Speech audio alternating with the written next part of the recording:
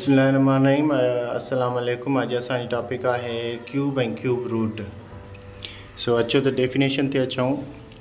A number is multiplied by itself 3 times the product is called cube. इन जो मतलब है तो कंहिं भी नंबर के 3 दफ़ा पंहिंजो पाण सां मल्टीप्लाई कंदासीं त असांजो जेको जवाबु ईंदो उहो असांजो क्यूब हूंदो। फॉर एग्ज़ाम्पल 1 के तो केतिरा भी दफ़ा कयो तो 1 ही ईंदो आहे, ऐं 2 के मल्टीप्लाई था कयूं 3 टाइम्स त 8 जो जवाबु अचे। हाणे इहो जेको 8 आहे इहो 8 असांजो क्यूब आहे। अहिड़े नमूने 3 के मल्टीप्लाई था कयूं त 27 थो अचे, 27 तव्हांजो क्यूब आहे। 4 के मल्टीप्लाई 3 टाइम्स था कयूं त 64 थो अचे, इहो असांजो क्यूब आहे।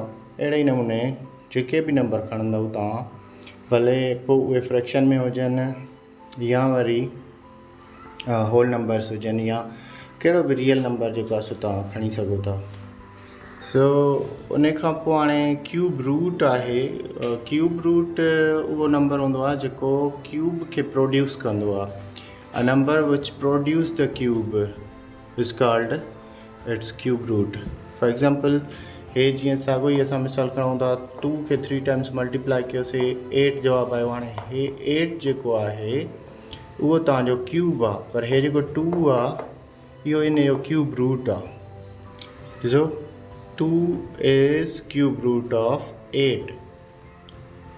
उन खां पोइ असां ॾिसूं था त भई क्यूब रूट फाइंड कीअं कजे, उन जो को मेथड हूंदो, उन जो को तरीक़ो हूंदो।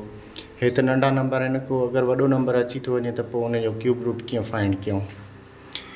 फैक्टराइज़ेशन मेथड हलाईंदासीं, जीअं असां स्क्वायर रूट फाइंड करण लाइ इस्तेमालु कंदा आहियूं। हिते वरी क्यूब रूट आहे त पोइ क्यूब रूट में बि तक़रीबन उअं ई थींदो आहे।